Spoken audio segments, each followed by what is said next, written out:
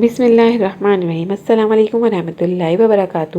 ایک امیر کبیر اور کامیاب شخص کی زندگی کے اتار چڑھاؤ کی ایک عجیب داستان جو دنیا والوں کی نظروں میں ہر طرح سے کامیاب تھا، مگر شاید وہ ایک ناکام شخص تھا۔ کیونکہ دوستو، آج جو سچی کہانی ہم آپ کے سامنے پیش کرنے جا رہے ہیں، یہ واقعہ آج سے چند ماہ پرانا ہے، اور یہ سچا واقعہ ہمارے ایک ایسے دوست نے ہم سے بیان کیا جو پولیس فورس میں ایک اعلیٰ عہدے پر کئی سالوں سے اپنے فرائض سر انجام دے رہا ہے۔ آئیے یہ دل دہلانے والی کہانی اسی کی زبانی سنتے ہیں۔ میرا نام مصطفیٰ قریشی ہے اور میں پچھلے 8 سال سے پولیس فورس میں اپنے فرائض سر انجام دے رہا ہوں، اور ان 8 سالوں میں مختلف طرح کے کیس کو نپٹاتے ہوئے میں ہزاروں طرح کے لوگوں سے ملا، ہزاروں کیس حل کیے۔ پولیس فورس میں کام کرتے ہوئے کئی سال یہاں گزارنے کے بعد اکثر میرے دل و دماغ میں ایک خیال آتا ہے کہ واقعی یہ دنیا ایک گورکھ دھندا ہے۔ انسان کو اللہ تعالیٰ نے پیدا تو اشرف المخلوقات کے طور پر کیا، لیکن یہ انسان اللہ تعالیٰ کی سب سے سلجھی ہوئی مخلوق ہے اور سب سے زیادہ الجھی ہوئی مخلوق ہے۔ دن بھی حسب معمول میں اپنے دفتر میں بیٹھا سرکاری فائلوں میں سر دیے لوگوں کے مسائل فائل سے نپٹانے کی کوشش کر رہا تھا۔ صبح کے وقت کرتے ہوئے مجھے دوپہر ہو چکی تھی، اب تو سر بھی ہلکا ہلکا درد کر رہا تھا۔ میں یہ سوچ رہا تھا کہ اپنے پین سے کہوں کہ ایک چائے کا کپ دلا دے تاکہ تھوڑی سی طبیعت فریش ہو جائے۔ تبھی میرے فون کی گھنٹی بج اٹھی۔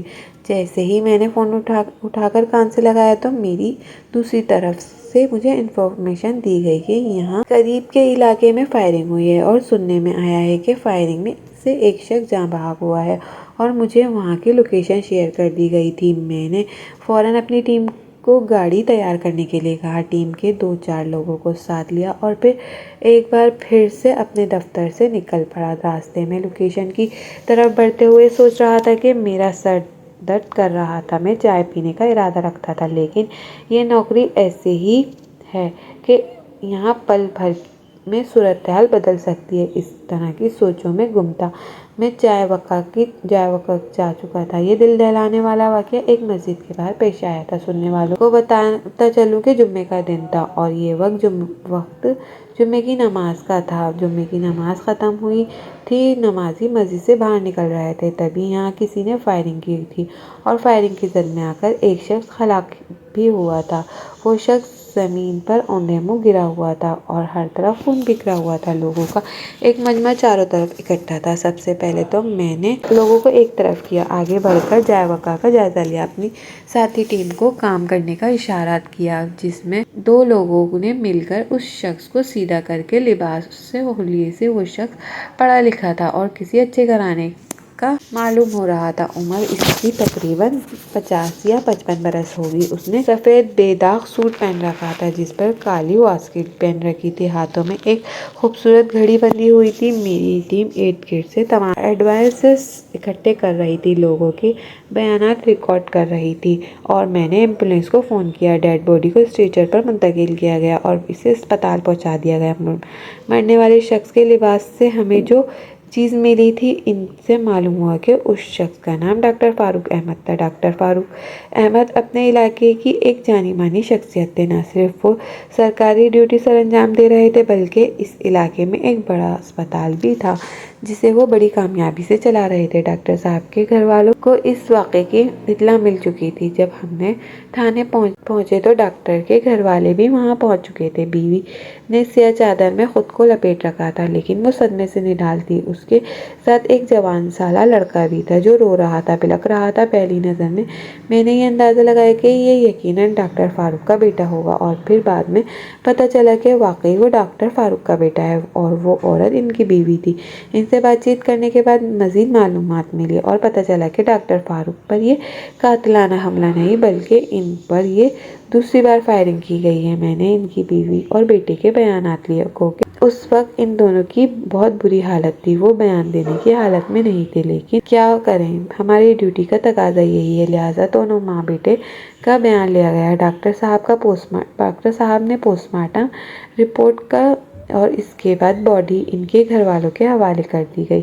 جنازے میں خود بھی شرکت کی اور تمام لوگوں پر کڑی نظر رکھی، اور ان کے گھر میں بھی، ان کے گھر کے آس پاس اور ان کے گلی اور محلے میں جہاں ڈاکٹر صاحب رہائش پذیر تھے وہاں کی تمام CCTV کیمرے کی فوٹیج حاصل کر لی، اور سب سے بڑھ کر اس گلی کی جہاں وہ جمعے کی نماز ادا کرنے گئے تھے اور ان پر فائرنگ ہوئی تھی۔ میں نے ان تمام علاقے سے کیمروں کی CCTV فوٹیج حاصل کی۔ مسجد کے باہر بھی کیمرہ تھا، اس سے بھی ہمیں بہت زیادہ مدد ملی۔ سب سے پہلے ہم نے مسجد کے باہر لگے اس کیمرے کی فوٹیج کو چیک کیا تو پتہ چلا کہ ایک سیاہ گاڑی مسجد کے باہر آ کر رکی، جو کہ تقریباً 15 منٹ سے وہاں کھڑی تھی۔ جمعے کی نماز ختم ہوئی، نمازیوں نے باہر نکلنا شروع کیا، تبھی اس گاڑی کا شیشہ ہاتھ ایک دم باہر آیا جس نے آتش ہتھیار تھام رکھا تھا، اور پھر ڈاکٹر صاحب پر فائرنگ کی اور ڈاکٹر کے وجود پر 6 گولیاں پیوست کی تھیں۔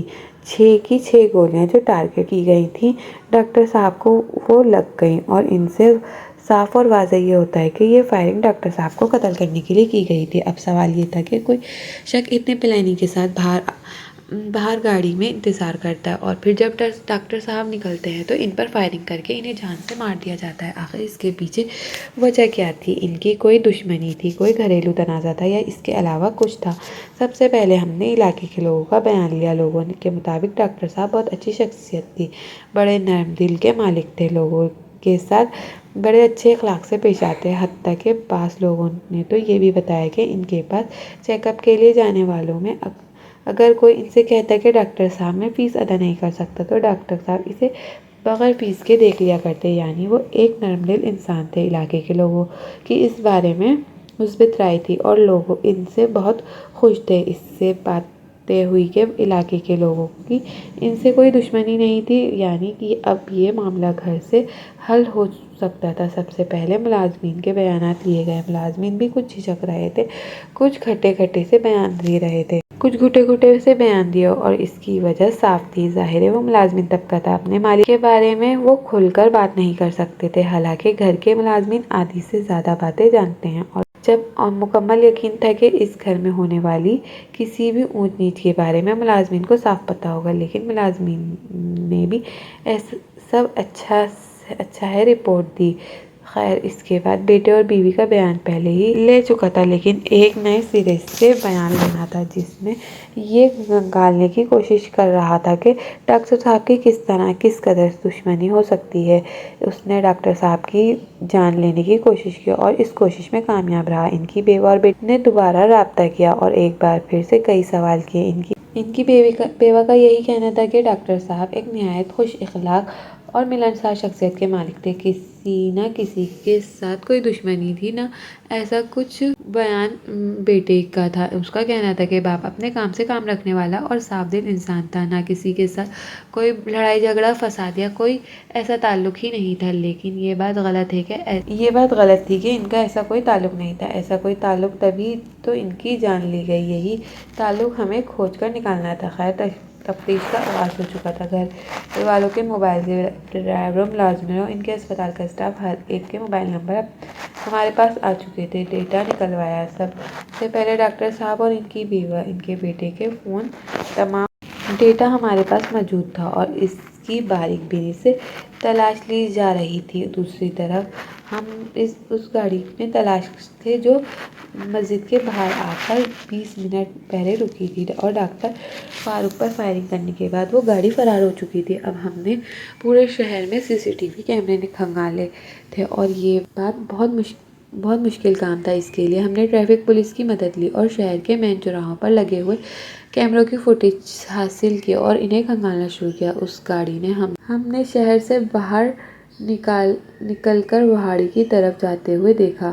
اس کے بعد ہم نے واڑی پولیس سے رابطہ کیا، وہاں کے مین کیمروں کی CCTV فوٹیج اس گاڑی کو تلاش کرنا شروع کیا، لیکن حیرت کی بات یہ تھی کہ واڑی شہر میں داخل ہوتے ہی وہ گاڑی غائب ہو چکی تھی۔ تب میرے ذہن میں ایک خیال آیا کہ شادی اب بھی واڑی شہر میں کھڑی موجود ہے، لیکن اس کی نمبر پلیٹ بدل دی گئی ہے، کیونکہ ہم گاڑی کے رنگ اور پلیٹ کے ساتھ ساتھ آگے بڑھتی جا رہی ہے۔ اب اچانک وہ نمبر پلیٹ گم ہو چکی تھی۔ تبھی ہم نے ایک اور الہ عمل تیار کیا، اور وہ یہ تھا کہ ہم نے نمبر پلیٹ کو چھوڑ کر صرف گاڑی کے رنگ اور ماڈل پر توجہ دیں گے، اور شخصیت کو میں نہیں جانتی تھی کہ اس کا رنگ اور ماڈل کی گاڑیاں ان سب کو ٹریک کریں گے۔ یہ رعایت نے سوئی تلاش کرنے کے برابر تھی، لیکن ہم یہ کر رہے تھے۔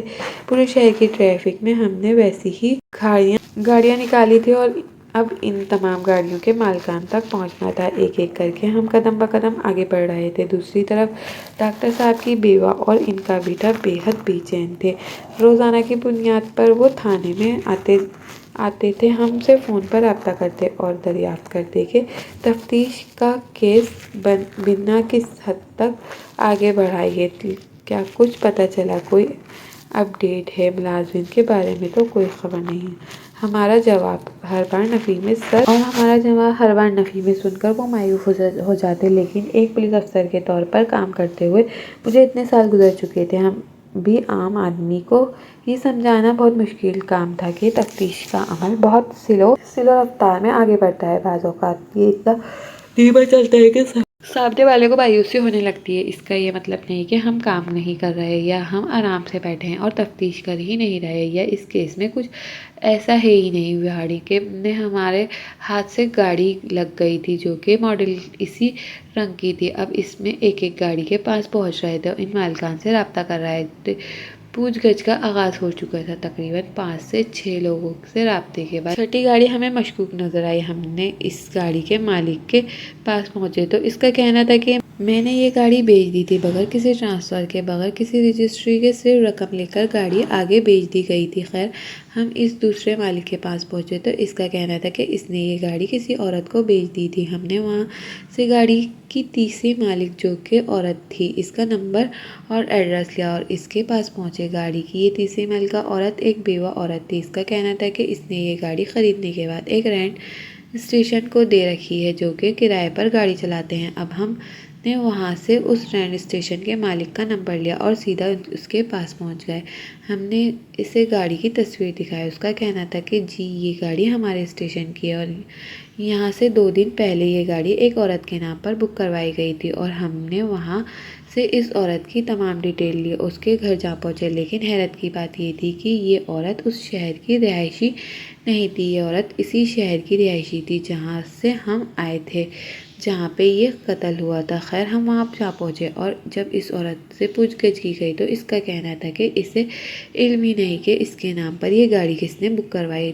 ہم نے تب اس عورت کو ساری بات سے آگاہ کیا اور اسے بتایا کہ اس کا فون نمبر، اس کا شناختی کارڈ استعمال ہوا ہے۔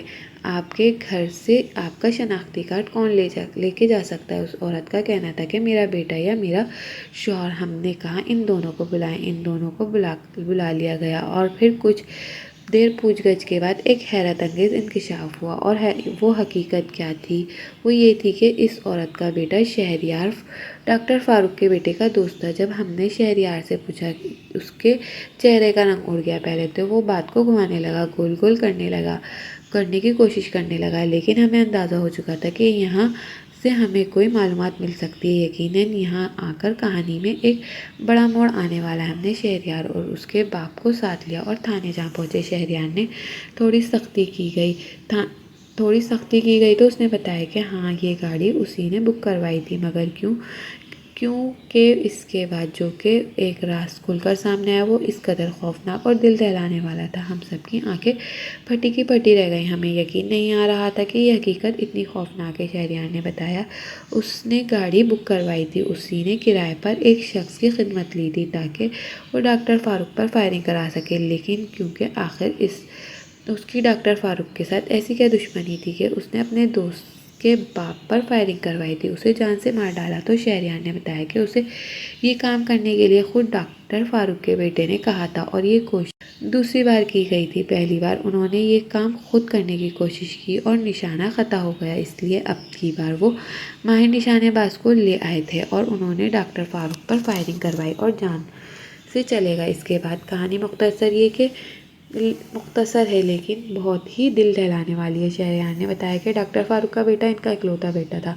لیکن وہ بری صحبت کا شکار ہو چکا تھا۔ اس نے تعلیم ادھوری چھوڑ دی اور باپ کے پیسے کو بے دریغ استعمال کرتے ہوئے اس نے نشے میں اڑاتا تھا اور دوستوں پر لگاتا تھا اور وہ مہینے میں ایک بار وہ اپنے چند لفنڈر دوستوں کو لے کر دبئی کا رخ بھی کرتا، وہاں پر چند عیاشی بھری راتیں گزارتا اور لاکھوں روپے اڑاتا اور پھر وہ پاکستان واپس آ جایا کرتا۔ ڈاکٹر فاروق نے اپنے بیٹے کو نرمی سے، سختی سے، پیار محبت سے بہت بار سمجھانے کی کوشش کی کہ یہاں تک کہ وہ 7-8 گھنٹے اسپتال میں ڈیوٹی کرتے اور راتوں کو کھڑے ہو کر مریضوں کا آپریشن کرتے، اور اس طرح وہ حلال روزی کما رہے تھے، اور ان کی اتنی مشکلوں سے حلال کمائی گئی روزی کو تم یوں بے دریغ نہیں اڑا سکتے تھے، اس طرح برے کاموں پر تو بالکل نہیں اڑا سکتے تھے۔ دونوں باپ بیٹے کے درمیان آئے دن اس بات پر لے کر جھگڑا رہتا، اور اس جھگڑے سے گھر کے ملازمین بھی بخوبی واقف تھے، اور ظاہر ہے کہ ڈاکٹر فاروق کی بیوہ تو جانتی ہی تھی، لیکن کسی نے ہمیں اس بات کی بھنک تک نہیں لگنے دی تھی کہ ان کے گھر میں دونوں باپ بیٹے کے درمیان آئے دن کس بات پر جھگڑے ہوتے ہیں۔ اور اب کچھ ماہ سے معاملہ بے حد بگڑ چکا تھا۔ ایک بار تو ڈاکٹر فاروق نے اپنے بیٹے پر ہاتھ بھی اٹھایا، انہوں نے اسے یہاں تک کہا، بلکہ دھمکی دی تھی، اگر تم نے یہ غلط سرگرمیاں منسوخ نہیں کی تو میں تمہیں جائیداد سے عاق کر دوں گا۔ باپ کے منہ سے اتنے سخت الفاظ سن کر اکلوتے بیٹے کے تو تن بدن میں آگ لگ گئی تھی۔ بیٹا جو یہ سمجھ رہا تھا کہ باپ کے بعد اس تمام جائیداد کا وہ اکلوتا وارث ہے اور اس جائیداد پر اپنا حق سمجھ کر اسے بے دریغ لٹا رہا تھا، خوب عیاشیاں کر رہا تھا، لیکن سے یہ سب دیکھا نہیں جا رہا تھا۔ اس کی برسوں کی محنت سے کی گئی کمائی کو اس کا بیٹا یوں عیاشی میں اڑا رہا تھا، لہٰذا باپ اور بیٹے کے درمیان آئے دن تلخ کلامی ہوتی رہتی تھی۔ شہریار نے بھی بتایا کہ کئی بار تو ڈاکٹر صاحب نے اپنے بیٹے کا کارڈ بھی بلاک کر دیا اور اسے ماہانہ خرچ دینے سے بھی انکار کر دیتے تھے، صرف اسی وجہ سے ان کا اکلوتا بیٹا اپنے باپ کی کوئی بھی بات ماننے یا سننے کو تیار ہی نہیں تھا۔ ان کا اکلوتا بیٹا بری طرح بگڑ چکا تھا اور ڈاکٹر صاحب اسے رائے راست پر لانے کی ناکام کوششیں کر رہے تھے، اور آخرکار ان کی کوششیں بیکار ثابت ہوئیں، اور بیٹے کے من میں باپ کے خلاف اتنی نفرت اور زہر بھر چکا تھا کہ